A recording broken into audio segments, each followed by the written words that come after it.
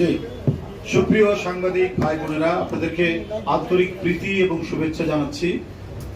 এই মধ্যাহ্নকালীন সংক্ষিপ্ত সংবাদ বিবরণীতে আপনাদের যথাসময়ে উপস্থিতির জন্য আমরা কৃতজ্ঞতা প্রকাশ করছি। বন্ধুরা, আমরা আজকে একটি বিশেষ বিষয় নিয়ে দলের পক্ষ থেকে একটি কমিটিটি গঠন করা হয়েছিল। কমিটিটি হচ্ছে যে প্রাথমিক সদস্য নবায়নের জন্য, এই কার্যক্রম পরিচালনার জন্য একটি কমিটি। আমাকে আহ্বায়ক এবং আমাদের রশিদুজ্জামান মিল্লাত সাবেক এমপি এবং দলের কোষাধ্যক্ষ এবং আরো এখানে যারা উপস্থিত রয়েছেন প্রত্যেকেই সদস্য, এদের সমন্বয়ে কমিটির বৈঠকটি ছিল। আজকে আমরা কিছু গুরুত্বপূর্ণ বিষয়ে এখানে আলাপ আলোচনা করেছি এবং সিদ্ধান্ত গ্রহণ করেছি। সেটি হলো যে এবার শুধুমাত্র নবায়ন নয়, আমাদের কাজ শুরু হবে আগামী 15 তারিখ থেকে, 15 মে থেকে 15 জুলাই পর্যন্ত এটি চলবে। সেটা হচ্ছে নবায়ন পাশাপাশি প্রাথমিক সদস্য সংগ্রহ অভিযান। আমি আবারও বলছি, নবায়ন এবং দলের প্রাথমিক সদস্য সংগ্রহ অভিযান। এই প্রাইমারি মেম্বারশিপ ড্রাইভ যেটা চলবে 2 মাস ব্যাপী, এটা 15 মে থেকে 15 জুলাই। বন্ধুরা আমার, এটিকে বাস্তবায়ন করার জন্য এবং দ্রুত গতিতে দেশব্যাপী আমাদের যে টার্গেট, আমরা টার্গেট করছি প্রায় 1 কোটির অধিক আমরা এবারে প্রাইমারি মেম্বার অর্থাৎ প্রাথমিক সদস্য সংগ্রহ আমরা করব ইনশাল্লাহ।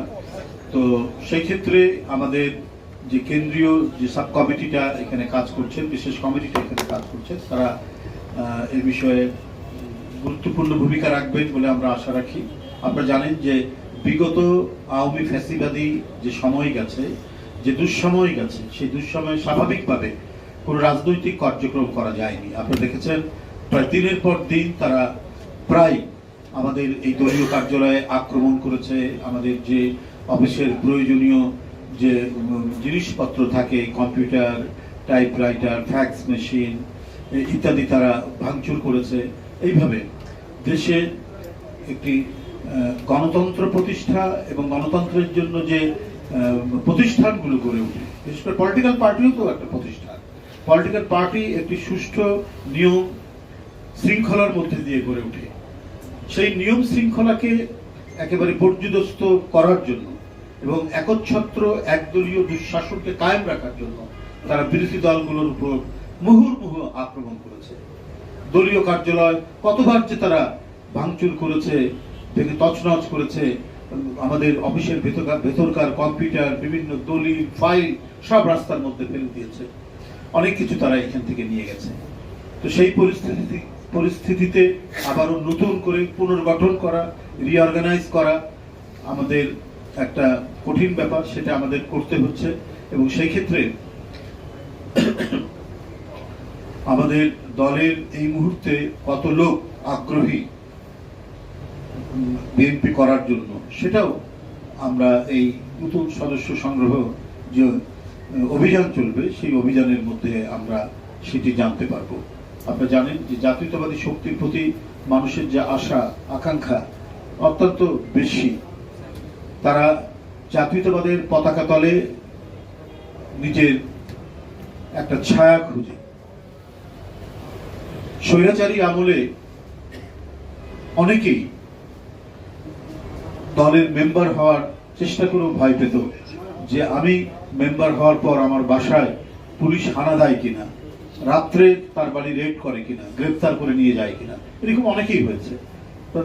আপনার কর্মকর্তা ছিলেন সরকারের অথবা গুরুত্বপূর্ণ কোনো চাকুরিতে তিনি ছিলেন, এই সমস্ত ব্যক্তিরা বা কোনো গভর্নমেন্ট কলেজের প্রিন্সিপাল, তিনি এই দলীয় কার্যালয়ে এসছেন মেম্বার হওয়ার জন্য। তা আমি বলেছি তারপরের দিন আসুন, কিন্তু ভয় আর তা আসতে পারেন। তারপরের দিন হয়তো রাস্তার মধ্যেই গোয়েন্দা সংস্থার তো আপনার গলিতে গলিতে গলিতে গলিতে মাইক্রোবাস নিয়ে অপেক্ষা করছে, ফলো করতে কারা ঢুকছে কারা বেরোচ্ছে। এমনকি আমাদের এই কার্যালয়ের সামনে সব সার্বক্ষণিক সিসি ক্যামেরা দিয়ে দেখছি কে আসতে বেরোচ্ছে। তো এইভাবে রাস্তার মধ্যে হুমকি দিত কোন বরেণ্য ব্যক্তি, সমাজের মধ্যে, সমাজে যাদের অত্যন্ত সুনাম আছে, এই ধরনের ব্যক্তিরাও আমাদের মেম্বার হওয়ার জন্য আসতো। মানে এত প্রতিকূলতার মধ্যেও তারা আসতো, এসে অনেকে মেম্বার হয়েছে, অনেকে ভয় পেয়ে আসতেন না। তো এখন মনে হয় সেই পরিস্থিতিটা নেই। আমরা আশা করি আমাদের যে কমিটি এখানে কাজ করছে তারা দিনরাত কাজ করে আমাদের প্রাথমিক সদস্য সংগ্রহ অভিযানকে সফল করবেন। নবায়নের এই যে কাজ সেটাকেও তারা সফল করতে পারবেন। সেই উদ্দেশ্যে আমরা মনে করছি যে বিভিন্ন বিভাগীয় যে শহর, সেখানে আমরা খুব বড় করে জাঁকজমক করে না হলেও আমরা একটা উদ্বোধনী অনুষ্ঠান করার চেষ্টা করব এবং উদ্বোধনী অনুষ্ঠানের মধ্যে দিয়ে সেখানে কাজ শুরু হবে। এক্ষেত্রে আমাদের কেন্দ্রীয় টিম তো সার্বক্ষণিক মনিটর করবে। আমাদের যে বিভাগীয় সাংগঠনিক সম্পাদকদের যে টিম আছে, অর্থাৎ সাংগঠনিক সম্পাদক, সহ সাংগঠনিক সম্পাদক বৃন্দ, তারা এই কর্মসূচিটা সার্বক্ষণিক তত্ত্বাবধান করার জন্য, পর্যবেক্ষণ করার জন্য তারা প্রতিনিয়ত সেখানে কাজ করে যাবে। এই ক্ষেত্রে সমাজের সর্বক্ষেত্রের মানুষ যারা বিএনপিকে পছন্দ করে, যারা বিএনপি মনা, যারা জাতীয়তাবাদী চিন্তা চেতনা লালন করে, তারা আগ্রহী হয়ে এই দলের সদস্য হবেন, এটা আমরা প্রত্যেকেই প্রত্যাশা করি। কারণ এখন শেখ হাসিনার সেই ভয়ঙ্কর দুঃশাসনের ছোবল নেই, সেক্ষেত্রে অনেকেই এগিয়ে আসবে। এই এগিয়ে আসার বিষয়টা আমরা অনেকেই মনে করি এই কর্মসূচিটি আমরা জোরে সোরে আবারও শুরু করতে যাচ্ছি। সেক্ষেত্রে আমি মনে করি যে গণতন্ত্রে গণমাধ্যম যে গুরুত্বপূর্ণ ভূমিকা পালন করে, রাজনৈতিক দলগুলোকে তারা যেভাবে সহায়তা করে, কর্মসূচিগুলোকে জনগণের মধ্যে ছড়িয়ে দেওয়ার তাদের যে গুরু দায়িত্ব তারা পালন করে, সেই দায়িত্বটা তারা পালন করে দেবেন। আমার আর বক্তব্য তেমন কিছু নেই। আমি আপনাদের সকলকে ধন্যবাদ জানিয়ে বক্তব্য শেষ করছি। বলুন। না, সেটা হলো যে ধরুন কেউ দীর্ঘদিন রাজনীতি করেনি, অথবা আওয়ামী লীগের আমলেও যারা হয়তো একসময় আওয়ামী লীগ করতেন, কিন্তু আওয়ামী লীগের এই দুঃশাসন, আওয়ামী লীগের বর্বরচিত কর্মকাণ্ড, লুটপাট, টাকা পাচার, এটাকে পছন্দ করেনি, মানে যারা করেনি এই ধরনের মানুষ, তারা আগেই আওয়ামী লীগ থেকে সরে গেছেন, তারা আসতে পারবে না। এছাড়াও আমরা চাচ্ছি যে সমাজে যারা ফ্রেশ মানুষ, একজন ভদ্রলোক হয়তো রিটায়ার্ড করেছে, তিনি অন্তরে লালন করেন, একজন শিক্ষক হতে পারেন, একজন গভর্নমেন্ট অফিসার হতে পারেন, একজন ব্যাংকার হতে পারেন, একজন এনজিও কর্মী কর্মকর্তা হতে পারেন, সেটা একজন কৃষক হতে পারেন, একজন শ্রমিক হতে পারেন। এরা এখানে এই ক্ষেত্রে কোনো ক্রাইটেরিয়া নাই, তিনি আমাদের যে আদর্শ সেটা বিশ্বাস করেন কিনা। আমরা যে প্রাইমারি মেম্বারের জন্য যে রসিদ দেই, 20 টাকা দিয়ে যে রসিদটা পূরণ করতে হয়, এর সাথে এবারে থাকবে যেটা বললেন পদ্ধতিটা, এবারের পদ্ধতিটা একটা আবেদন পত্র থাকবে। এটা আমাদের কনস্টিটিউশন, আমাদের গঠনতন্ত্রে আছে, এবং সেটা ওই যে অঙ্গীকারনামা বা আবেদন পত্র বলি আমরা, এই আবেদন পত্রটা এই যে আপনাকে বলি 55 নম্বর পাতায় আছে। আমরা এবারে যারা প্রাইমারি মেম্বার হবেন, প্রাথমিক সদস্য যারা হবেন, তাদেরকে এই ফর্মটা পূরণ করতে হবে। এই ফর্মটা পূরণ করে তারা রসিদ নিয়ে তারা যাবে।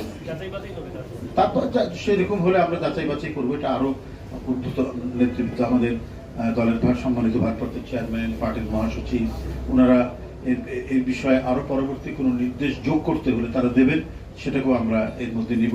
কোনো পরামর্শ থাকলে সেটাকে আমরা নিব, নিয়ে আমরা করব। তো এটা তো থাকবেই, যাচাই বাছাই তো নিশ্চয়ই থাকতে হবে। কারণ কোনো দোসররা এলাকায় সন্ত্রাসী করেছে, জমি দখল করেছে, টাকা পাচার করেছে, তারা তো নানাভাবেই ঢুকে পড়ার চেষ্টা করবে। সেটাকে তাতে খুব শক্তভাবে তাদেরকে এড়িয়ে গিয়ে একবার ফ্রেশ মানুষ, সমাজে যাদের সুনাম আছে, এলাকার মধ্যে সবাই যাদেরকে ভদ্রলোক বলে জানে, এরা যাতে আমাদের সদস্য হতে যাতে কোনো ধরনের বাধা না পায়, আমরা সেটাই টার্গেট করবো। সেখানে